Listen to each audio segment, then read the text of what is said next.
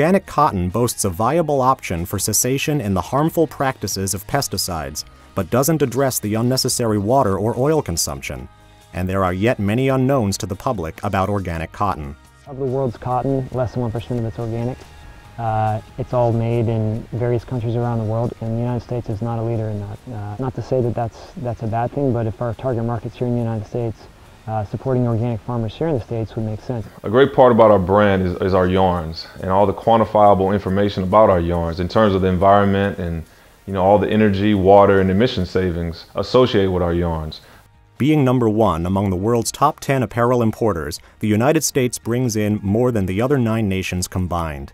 I mean, the environmental side is definitely because we cut down greatly on our carbon footprint. According to a report made by the Congressional Research Service in 2006, the volume of U.S. imports of textile and apparels increased 81% between 1998 and 2003.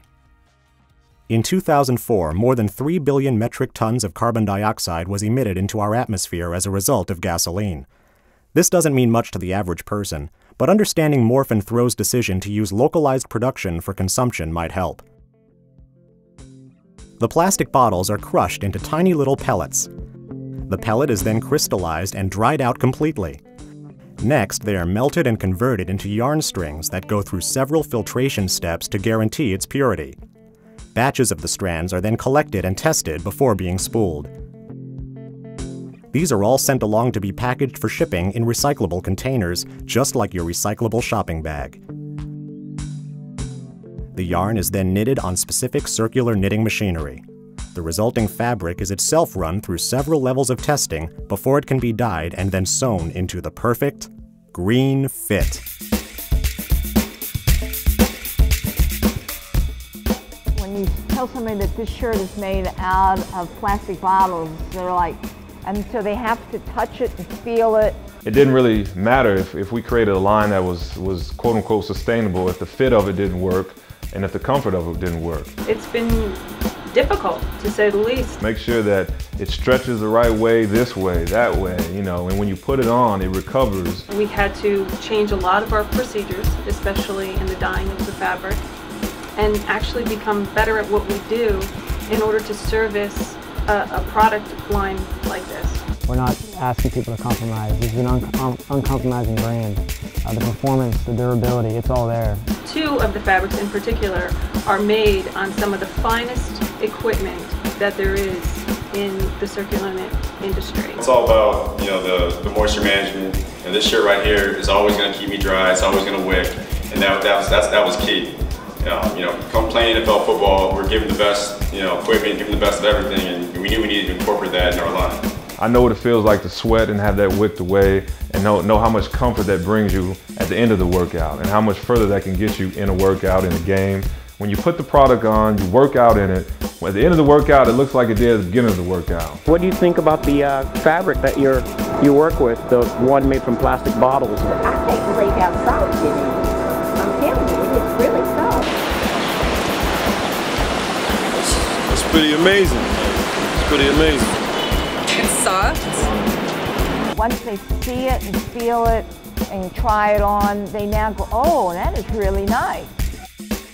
Morph and Throw's products are American made, right here in the land of the brave, where freedom's never been free, with lives that's been paid. And Morph and Throw represents the home team, which must be respected because some shimmering dynasties of yesterday are now third world countries because love for home was neglected. America stands for quality over quantity, an attribute for which Morph and Throw is the epitome. Upon the mountaintop, Mount Gilead, North Carolina to be exact, a promise was made by Morph and Throw. The textile industry in the early years of this country began in the New England area. In the late 1800s, the textile manufacturers began to move to the south, and in moving to the south, they moved to North Carolina, and it eventually spread to rural areas such as Mount Gilead in Montgomery County. Started with small hosiery mills scattered throughout the county, and then grew to large textile manufacturers. But by the 1990s, the world economy was providing too much competition for the hosiery industry to be successful on a sustained basis. You know, with the way the whole world economy has been affected, these small towns are kind of falling down the line, so it's really up to the private business owners and their responsibility to help find ways to get these towns rejuvenated. Supplying a job to an American, even if it's one or two, that's one or two more Americans having the comfort level to spend a little more. And when that American is spending a little more, that means more businesses are open up. So if we can employ 1, 2, 3 to 20 to 50 Americans, and they're spending more in that small community of theirs, you know, and more small businesses are going into that small community, which is going to spawn another business to open up, a bakery, a small restaurant. It must always adjust, because the picture you see today is not the picture that will always be here. In a week, maybe. I don't buy plastic bottles. You don't at all? So you're definitely trying to make an effort. Is that by choice or? By choice, By choice. So you think we have a problem with plastics and? Absolutely, yeah. I actually saw a photo exhibit recently of birds that have died and are disintegrating, and inside of their stomach are all these plastic caps and stuff.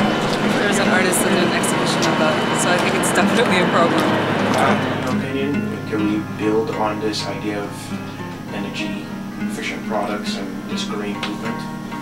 It's certainly something that should be tried. There's labor here. And I think in the big picture, this whole environmental movement that we're trying to create is a world thing, it's a global thing, you know, but I think it has to start somewhere, and why not start it in America, you know, on our soil, making American products, making premium American products. It feels like cotton almost.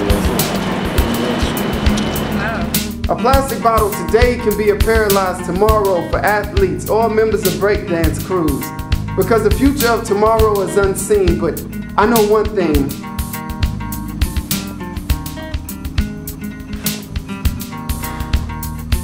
I'll be playing green.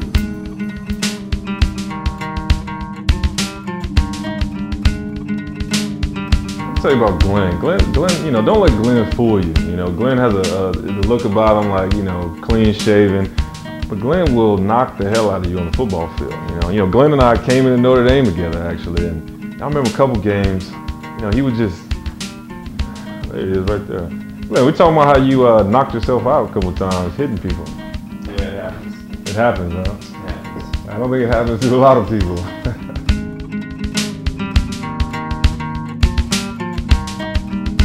You remember me standing over you in Stanford? Glenn, wake up!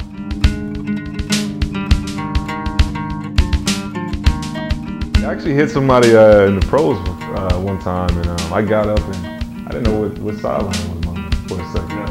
I started walking I walked to the Giants sideline. You just someone to help you. Yeah, no, but nobody helped me though. but the crazy thing was, it wasn't time to walk to the sideline. It was only like second down. I walked off like it was third down. You just took it off. Yeah, I walked and I realized that, you know, my teammates were still on the field.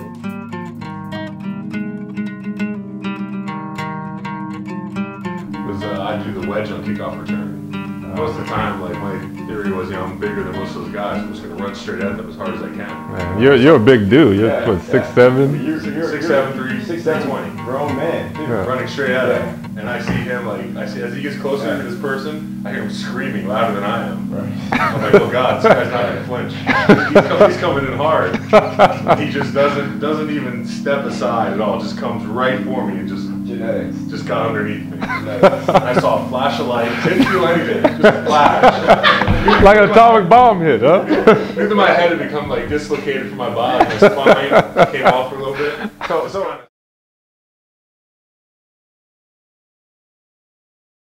in what profession, if you got hit that hard, if I was in an office environment and somebody hit me that hard, I'll call the cops on them. I would call the cops on them. You know what I'm saying? You know what? You wouldn't go back, would you? Yeah, I wouldn't go back to work.